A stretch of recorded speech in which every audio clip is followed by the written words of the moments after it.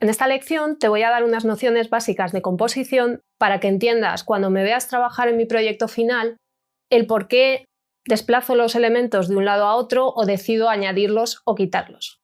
Vamos a verlo. Vamos a empezar la lección de composición desde lo más básico. Lo más básico es nuestro lienzo. Nuestro lienzo, que en apariencia está vacío, en realidad no lo está, porque ya tiene ciertos elementos que lo componen. Tiene unos márgenes, tiene unas diagonales y tiene un centro.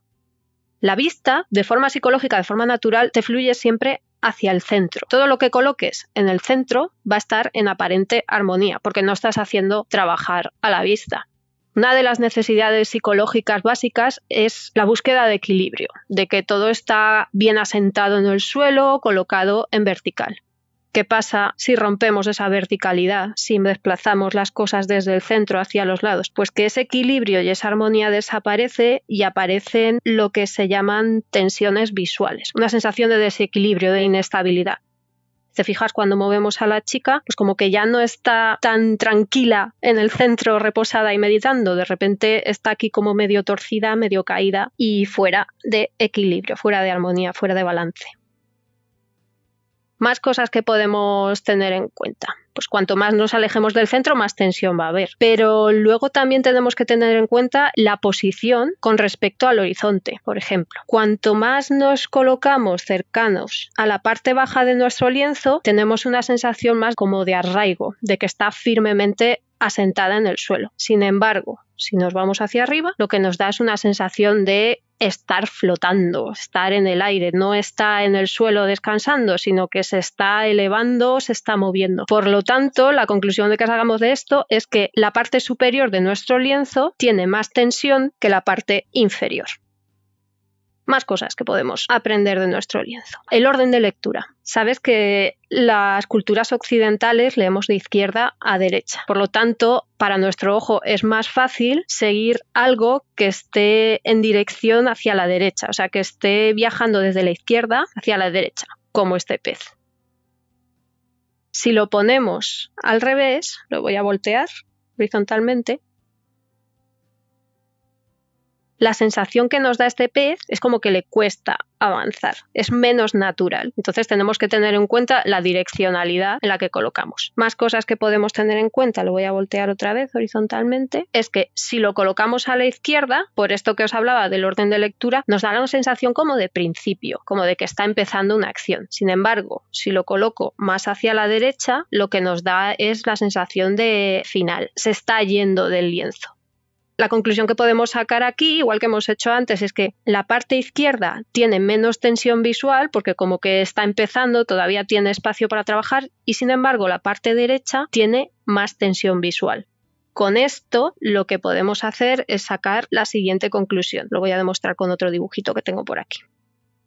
Voy a seleccionar el sillón para poder moverlo tranquilamente. Si sabemos que la parte superior tiene más tensión que la inferior y si sabemos que la parte derecha tiene más tensión que la parte izquierda, lo que podemos concluir es que si yo coloco este sillón en la parte inferior y en la parte izquierda, podemos decir que aunque esté en tensión, porque no está situado en el centro, tiene una tensión que no es tan intensa, está en la zona de menos intensidad de esta tensión. Todo lo que coloques en esta parte del lienzo, aunque no sea aburrido por estar en el centro y aunque esté fuera de esa armonía aparente, está como más tranquilo. Sin embargo, si yo esta silla me la muevo a la parte superior derecha, lo que pasa es justo lo contrario, está en la zona de máxima tensión visual, está en el sitio como que más molesta al mirarlo. Yo creo que se ve bastante bien con este ejemplo, o sea, si yo lo coloco aquí está como muy estable ahí en un rinconcito, pero si la pongo aquí parece que está volando. He puesto una silla porque creo que se ve más claro con este ejemplo. Ahora que hemos hablado de tensión visual, que recordemos viene dada por la relación de nuestros elementos con respecto al espacio, vamos a hablar de otro concepto de composición que es parecido. El peso visual, para eso me he sacado aquí al pez de nuevo. El peso visual es la capacidad que tiene un elemento de llamar nuestra atención. Por lo tanto, si queremos que algo destaque mucho en nuestra ilustración, lo que tenemos que hacer es asegurarnos que tiene peso visual y para hacer eso lo podemos hacer de diferentes formas. La primera ya la hemos explicado, que es con respecto al espacio. Si lo colocamos en el centro, está en equilibrio, no tiene tensión visual y por lo tanto tampoco va a tener peso visual, pero conforme nos alejemos del centro va a ir ganando peso visual. Si lo colocamos en el eje vertical u horizontal, no va a tener tampoco demasiado peso visual, porque si te das cuenta, en realidad está colocado también en el centro del folio con respecto a uno u otro eje, o sea, no es exactamente lo mismo que ponerlo aquí, pero bueno, si lo ponemos aquí, pues tampoco es que lo estemos alterando mucho. Sin embargo, si lo movemos a las diagonales, ahí sí que gana bastante más peso visual. Entonces es algo que podemos tener en cuenta. Lo dicho, como ya hemos explicado cuando estábamos hablando de tensión visual, ya creo que ya lo tenemos claro. Esta es una forma de generar peso, pero hay otras. Vamos a verlas ahora. Para ello me voy a sacar otro ejemplo distinto que no sea el pez y yo creo que me voy a quitar ya las guías porque no las vamos a necesitar. Vamos a hablar ahora de otra forma de generar peso visual, que es mediante el aislamiento. Si te fijas, aquí tenemos por un lado un grupito de peces todos juntos y por otro lado tenemos a un pez que está aislado. Los ojos inmediatamente, ¿a cuál se nos van? A este de aquí, porque es único. Como estos están todos juntos, en realidad como que se anulan unos a otros, nos aburrimos de mirarlos a todos, no hay ninguno que destaque. Este que está solo llama más la atención, por lo tanto tiene más peso visual. Voy a borrar esto de aquí para poder seguir dibujando. Por lo tanto, el aislamiento genera peso visual. Esto lo podemos hacer con cualquier otro elemento que se nos ocurra, no solo con los peces. Otra es con la textura. También está bastante claro. Si te fijas, el sillón de la izquierda inmediatamente capta nuestra atención. ¿Por qué? Pues porque es más llamativo, es más vistoso, no es tan aburrido en comparación como este de aquí de la derecha, que no tiene nada. Un elemento que tenga textura, que tenga un estampado llamativo, que tenga alguna característica que sea cantosa, va a tener mucho más peso visual que no un elemento más simple y más soso. Queremos dar peso visual a algo, siempre podemos añadirle pues unos colores escandalosos, un estampado así exótico como este que tenemos aquí de cuadrados. Lo podemos hacer también, como hemos dicho que el estampado genera peso visual, aún más simple todavía, mediante el color, el tono, la saturación, el contraste. Vamos a verlo aquí. Si te fijas, en este conjunto de aviones que tenemos, el que más nos llama la atención de todos es este de aquí, de arriba a la derecha, el rojo. ¿Por qué? Porque un color que esté totalmente saturado llama mucho más la atención que un color que está totalmente desaturado. Pero además, si te fijas, el azul también es un color totalmente saturado, este avión de aquí. Pero el rojo sigue ganando. ¿Por qué? Porque los colores cálidos predominan sobre los fríos. Si queremos generar peso a algo, sabemos que la forma más bestia de hacerlo es poniéndole un color súper chillón y poniéndolo además en un tono cálido con respecto al frío.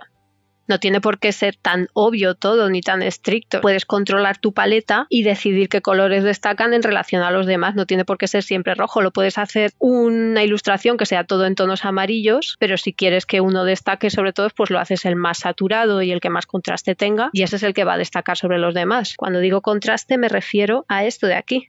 Voy a sacar aquí 4 aviones que están esta vez en blanco y negro y si te fijas, los dos de la izquierda predominan sobre los dos de la derecha porque tienen más contraste. El blanco es más puro y el negro es más puro, que no estos dos que están como más apagaditos y más neutros. Por lo tanto, ya no solo la saturación, sino el contraste o el brillo te pueden dar más peso visual.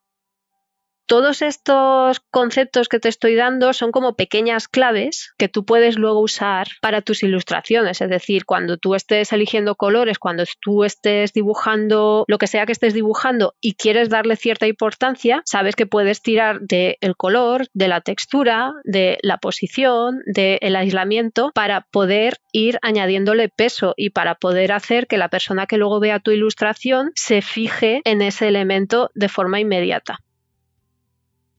Otra forma más de generar peso visual, con la forma. Por ejemplo, la vista se nos va a esta maceta de aquí, porque tiene una forma geométrica. Las formas geométricas predominan siempre sobre las formas irregulares. ¿Por qué es esto? Pues probablemente porque son antinaturales, son artificiales. Es más difícil que te encuentres algo así en la naturaleza. Vamos, a no ser que haya pasado un jardinero antes, pero no te lo vas a encontrar ni una piedra, ni un río, ni una roca. Por lo tanto, es más extraño y la vista se te va aquí.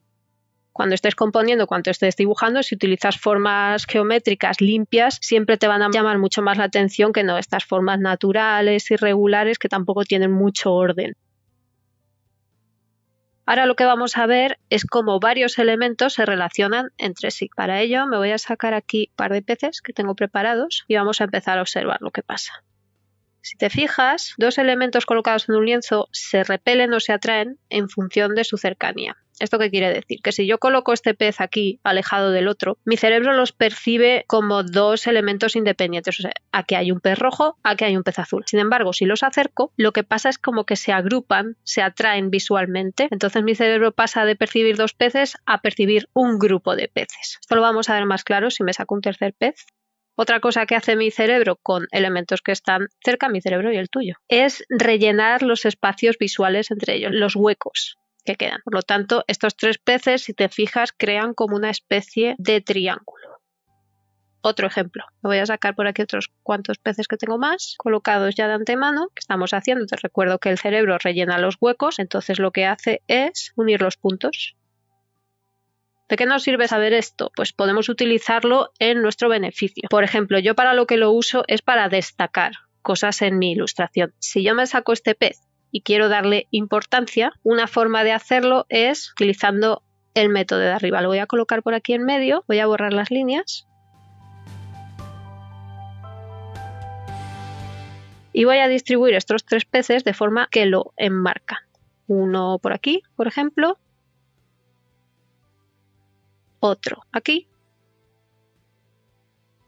Y el tercero aquí debajo. ¿Qué pasa? Que lo que está surgiendo es esta especie de imagen en la cual el pez blanco queda en el centro de este marco imaginario que hemos creado y le da como un poco de más importancia que a los tres que están alrededor. De la misma manera, si en vez de utilizar las formas geométricas que crean los distintos elementos, queremos hacerlo con la línea que forman los tres peces de abajo, lo muevo. Lo que estamos haciendo es crear una flecha que señala lo que nosotros queremos, que es este pez de arriba. Y esto me viene muy bien para explicar el siguiente concepto, que son las líneas de fuerza. Líneas de fuerza son precisamente esto que te acabo de dibujar aquí abajo. Cualquier recurso que te cree una direccionalidad en la mirada, que te ayude a señalar algo. Las líneas de fuerza se pueden crear o bien como acabamos de hacer, alineando distintos elementos sabiendo que nuestro cerebro hace lo que hace, o se pueden crear de otra manera. Por ejemplo, se pueden crear con puntos de fuga o líneas de fuga, si lo prefieres. Para eso me voy a sacar esta fantasmona que tengo por aquí preparada también y voy a ponerla dentro de un entorno que está en perspectiva y que por lo tanto tiene puntos de fuga, que es esta habitación. Estas tres líneas, como te decía, lo que están haciendo es ayudarnos a señalar a la fantasmona. Te fijas, fugan hacia ella. Las tres, esta vertical también. E incluso no solo las líneas de horizonte o los límites de la habitación, cualquier objeto que tenga líneas de fuga, como es por ejemplo esta ventana, también te puede ayudar a provocar el mismo efecto. Por ejemplo aquí, aquí o aquí. Es un ejemplo un poco obvio y no muy bonito, pero nos sirve para entender el concepto. Cualquier escenario que esté en perspectiva va a tener puntos de fuga y los puntos de fuga, al fluir todos hacia un mismo sitio, si tú colocas tu elemento protagonista en ese punto de fuga principal, en el centro hacia el cual todas esas líneas fugan, le vas a dar mucha más importancia que todo lo que hay alrededor. Otra forma de crear líneas de fuerza. Las puedes crear con el contorno de los objetos. Para eso me voy a sacar este gato y lo voy a ampliar todo un poco. Me voy a crear también aquí una capa para poder dibujar. ¿Qué quiere decir los contornos de los objetos? Si sigues la dirección de este lomo y si sigues la dirección de la cola, que te está creando es una línea de fuerza que te está señalando, pues en este caso, la cara del gato. Cualquier forma, no tiene por qué ser un gato, puede ser cualquier cosa. Puede ser un objeto, puede ser, yo que sé, un estampado, lo que se te ocurra. Esto lo veremos mejor luego cuando estemos dibujando. Otra forma de crear líneas de fuerza, aprovechando que tenemos aquí al gato, las miradas. La dirección de una mirada crea una línea imaginaria que lo que hace es acentuar lo que haya al final. Por ejemplo, este gato podría estar perfectamente mirando, yo que sé, una mariposa. Si te fijas, incluso tenemos aquí una doble. Una línea de fuerza que sale desde aquí, hace todo este recorrido, nos lleva hasta la mirada del gato y además luego continúa y te llega a la mariposa. Sería como algo doble. Por lo tanto, contornos de objetos, recordamos, y miradas. Para que entiendas todavía más lo amplio que puede ser el tema de las líneas de fuerza, alrededor de este gato he creado un escenario que es bastante obvio, bastante simplista, pero que nos va a servir para entender hasta qué punto las líneas de fuerza tienen muchísimas posibilidades. Por ejemplo, en este paisaje tan forzado que he creado, todo está hecho para señalar al gato. Las líneas del horizonte. El árbol con sus ramas. Esta especie de caminito. Esta otra línea que viene por aquí y la que viene por allá. Incluso la base del árbol también. Y recordemos, el propio gato. Ya ves qué circo, qué hoyo, y todo para señalarte la cara del gato. Aprovechando que te he puesto este ejemplo, no es todo accidental. Las líneas de fuerza tienen una pega, y es que igual que te señalan en una dirección, tu cerebro podría interpretarlas al contrario, podría pensar que te están señalando en otra. Por eso, en este ejemplo, todas estas líneas de horizonte bastante largas que van hacia el gato, si te fijas, en el otro extremo lo que he puesto es un obstáculo. Aquí te he puesto una especie de matorrales y aquí te he puesto unas piedras. En el caso del árbol te he puesto unos matorrales para cumplir el mismo objetivo que estamos intentando explicar. Si queremos hacer énfasis en una dirección, lo que no queremos es que nada se nos escape. Por lo tanto, tenemos que tener cuidado y evitar que el otro extremo de la línea de fuerza te señale algo que tú no quieres. Si lo paras antes de que llegue al borde del lienzo, lo que consigues es eso, eliminar esta dirección y te lo llevas hacia el otro lado. Si más adelante en la ilustración que realicemos lo necesitamos, volveremos a explicarlo y todos tranquilos. Menudo cuadro que acabo de hacer. Todo esto que te acabo de explicar, este repertorio de herramientas compositivas que tienes a tu disposición, en realidad para lo que sirven es para crear una especie de armonía en tu lienzo. Y para eso lo que voy a hacer es explicártelo de la siguiente forma. Cuando estés dibujando, cuando estés creando tu ilustración, necesito que imagines que tu lienzo está en equilibrio. Este rectángulo es tu lienzo. Aquí está la mitad y tienes que imaginar que tu lienzo está en equilibrio. Por lo tanto, si yo coloco el gato como está aquí en un lado, lo que va a pasar es que todo tu lienzo se va a volcar hacia este lado porque no tiene nada que le haga contrapeso. Entonces, tienes que utilizar todas estas claves que te he dado compositivas para intentar equilibrarlo. Por ejemplo, aquí tengo un avión. Por un lado tenemos un gato bastante grande colocado al lado izquierdo del lienzo de un color apagado que estaba desequilibrando nuestra composición. Al otro lado, ¿qué tenemos? Un avión que, aunque es mucho más pequeño que el gato, está ayudándonos a equilibrarla porque, como hemos dicho antes, lo primero, está más alejado del centro, por lo tanto pesa más. Tiene un color mucho más saturado y mucho más vivo que el gato, por lo tanto pesa más. Además está colocado en una diagonal, por lo tanto pesa más. El gato, aunque sea más grande y debería de pesar más, mira, lo voy a mover un poquito para que sea todavía más obvio. Lo voy a colocar más cerca del centro. Aunque sea más grande, como está más cerca del centro, pesa menos. Como tiene colores menos vivos, pesa menos. Además, mira, el avión tiene formas que son rectas, son geométricas. El gato no. Todo ese tipo de cosas, al sumarlas y al colocarlas en nuestro lienzo de forma estratégica, lo que nos ayudan es a crear una sensación de equilibrio. Si aprendes a ir aplicando todas estas claves en tu ilustración, te garantizo que el resultado final va a mejorar muchísimo. Y no solo eso, sino que además te va a ser más fácil tomar decisiones conforme avances. Va a llegar un punto que ni siquiera vas a pensar en las normas de composición, no vas a pensar en líneas de fuerza, ni vas a pensar si tiene textura, si no tiene textura, si está en un eje tal. Te va a salir de forma natural por la práctica. Así que te animo a que intentes introducir esto en tus ilustraciones y poco a poco vas a ver cómo obtienes mejores resultados.